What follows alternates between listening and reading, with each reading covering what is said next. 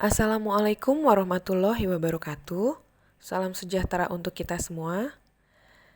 Saat ini kita akan membahas tentang sejarah perkembangan bahasa Indonesia. Namun sebelumnya, izinkan kami memperkenalkan diri sebagai rekan satu tim dengan teman saya Abdul Hadi Hermawan, Syoim Lukmanul Hakim, Vicky Fahrizati Diani, Rika Risniawati, Cantika Zufira, dan dengan saya sendiri, Cadia Grace Maestika Situmorang. Seperti kita ketahui bersama bahwa bahasa Indonesia adalah bahasa yang digunakan oleh rakyat Indonesia dalam berkomunikasi. Sebelum resmi menjadi bahasa nasional, bahasa Indonesia dikenal sebagai bahasa Melayu. Sejak dulu, bahasa Melayu merupakan bahasa yang digunakan sebagai bahasa perantara atau pergaulan. Dari sumber-sumber Cina kuno dan kemudian juga dari sumber Persia dan Arab, kita ketahui bahwa kerajaan Sriwijaya paling tidak sejak abad ke-7 sudah menggunakan bahasa Melayu. Hal ini dibuktikan dengan adanya prasasti Kedukan Bukit di Palembang berangka tahun 683 Masehi, prasasti Talang Tuo di Palembang berangka tahun 684 Masehi, prasasti Kota Kapur di Bangka Barat berangka tahun 686 Masehi, dan prasasti Karangbarahi di Jambi berangka tahun 688 Masehi. Prasasti-prasasti itu bertuliskan huruf Pranagari berbahasa Melayu kuno. Fungsi bahasa Melayu. Pada masa kejayaan Kerajaan Sriwijaya, bahasa Melayu yang menjadi dasar bahasa Indonesia memiliki beberapa fungsi, yaitu sebagai bahasa kebudayaan, sebagai bahasa perhubungan, sebagai bahasa perdagangan, dan sebagai bahasa resmi kerajaan. Faktor pengangkatan bahasa Melayu menjadi bahasa Indonesia.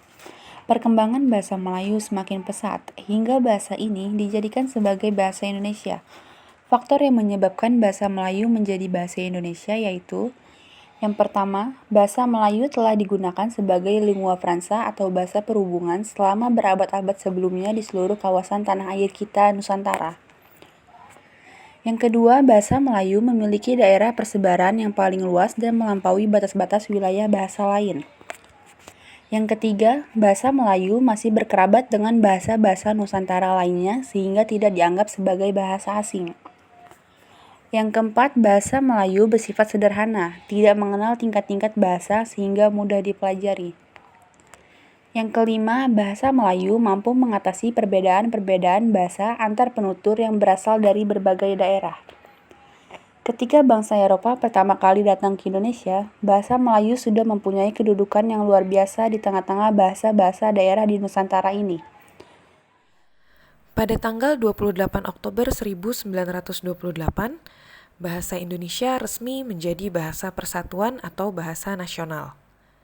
Para pemuda dari seluruh pelosok Nusantara berkumpul dan berikrar Sumpah Pemuda dengan isi bertumpah darah yang satu, tanah Indonesia, berbangsa yang satu, bangsa Indonesia, dan menjunjung bahasa persatuan bahasa Indonesia.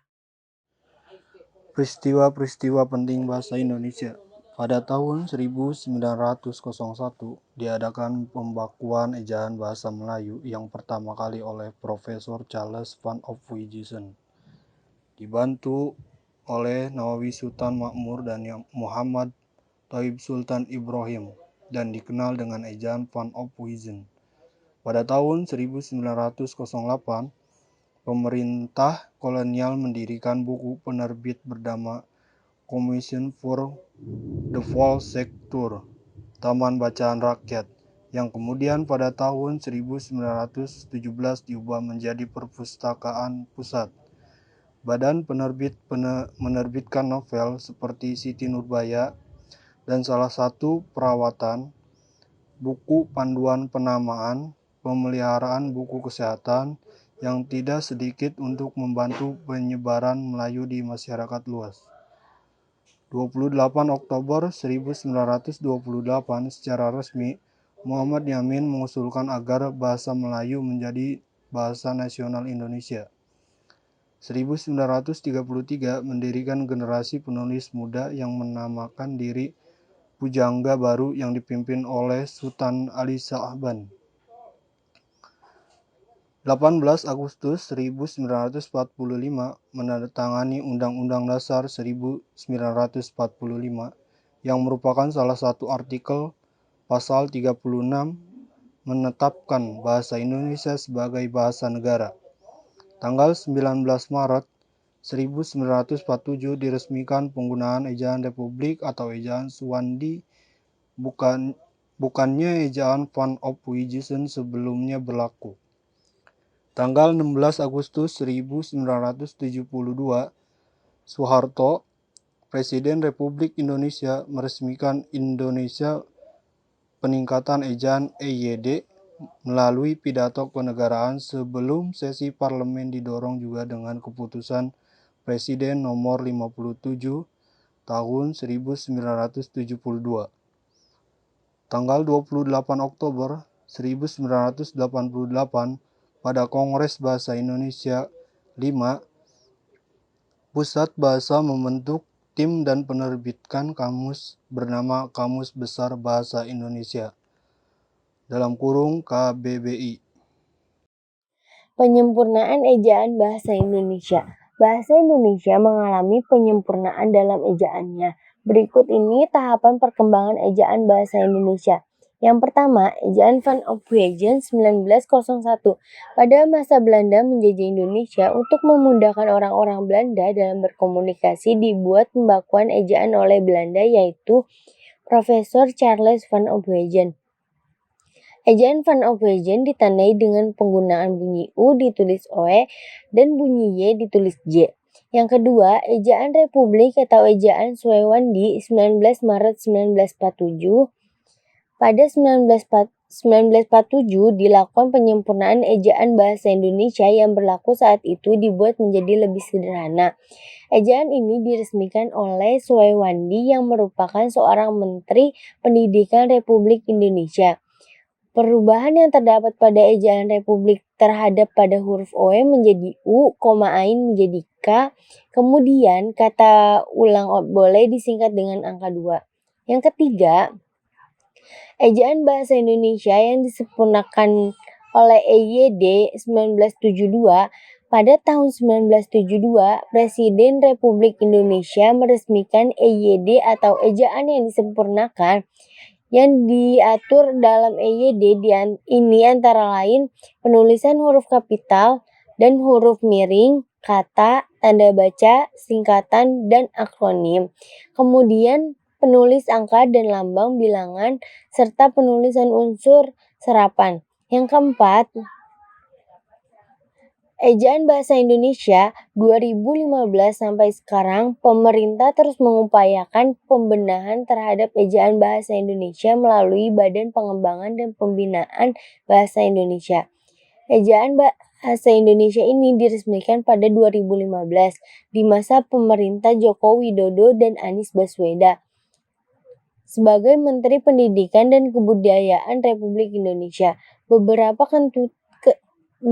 ketentuan dalam ejaan bahasa Indonesia EBI antara lain, yang pertama, penambahan huruf vokal diftong. Pada EYD, huruf diftong hanya 3, yaitu ai, au, ao. Sedangkan pada EBI, huruf diftong ditambah 1, yaitu ei. Misalnya pada kata geser dan survei. Yang kedua, lafal huruf E menjadi 3 jenis. Contohnya seperti pada lafal peta, kena, militer. Kedudukan bahasa Indonesia. Bahasa Indonesia memiliki kedudukan sebagai bahasa nasional dan sebagai bahasa negara. Kedudukan bahasa Indonesia sebagai bahasa nasional dimiliki sejak diikrarkan Sumpah Pemuda pada tanggal 28 Oktober 1928. Sedangkan kependudukan sebagai bahasa negara dimiliki sejak diresmikan Undang-Undang Dasar 1945. Dalam Undang-Undang Dasar 1945, Pasal 36 tercantum bahasa negara ialah bahasa Indonesia. 1. Bahasa Indonesia sebagai bahasa nasional. Di dalam kedudukannya sebagai bahasa nasional, bahasa Indonesia berfungsi sebagai A. lambang kebanggaan nasional. Sebagai lambang kebanggaan nasional, bahasa Indonesia mencerminkan nilai-nilai sosial budaya yang mendasari rasa kebanggaan kita. B. Lambang identitas nasional. Sebagai lambang identitas nasional, bahasa Indonesia dapat menimbulkan wibawa, harga diri, dan teladan bagi bangsa lain. C. Alat pemersatu berbagai suku bangsa. Sebagai alat pemersatu, bahasa Indonesia mampu menunjukkan fungsinya, yaitu mempersatukan bangsa Indonesia yang terdiri atas berbagai suku, agama, dan budaya. 2.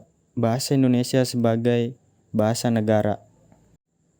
Di dalam kedudukan sebagai bahasa negara, bahasa Indonesia berfungsi sebagai A. Bahasa resmi negara.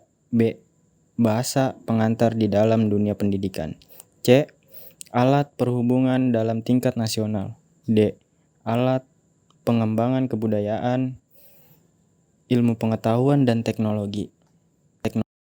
Perkembangan bahasa Indonesia saat ini, penggunaan bahasa Indonesia di era modern ini telah tercampur oleh bahasa asing dengan munculnya istilah-istilah asing pada penggunaan maupun penuturan bahasa Indonesia yang kita kenal sebagai bahasa gaul.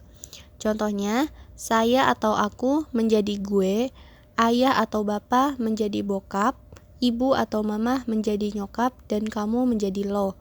Atau juga bahasa gaul yang berasal dari perubahan fenom atau hilangnya fenom tertentu. Contohnya, kalau menjadi kalau, sampai menjadi sampai, begitu menjadi gitu, senang menjadi senang. Memang sebagai masyarakat Indonesia tidak salah untuk menikmati inovasi baru dalam bahasa, asal penggunaan bahasa tersebut digunakan pada situasi yang tepat dalam berkomunikasi. Sebagai warga negara Indonesia yang baik, sepantasnya lah bahasa Indonesia itu dicintai dan dijaga. Bahasa Indonesia harus dibina dan dikembangkan dengan baik karena bahasa Indonesia itu merupakan salah satu identitas atau jati diri bangsa Indonesia. Setiap orang Indonesia patutlah bersikap positif terhadap bahasa Indonesia. Janganlah menganggap remeh dan bersikap negatif. Setiap orang Indonesia mestilah berusaha agar selalu cermat dan teratur menggunakan bahasa Indonesia. Demikian materi yang dapat kami sampaikan. Atas perhatiannya kami ucapkan terima kasih.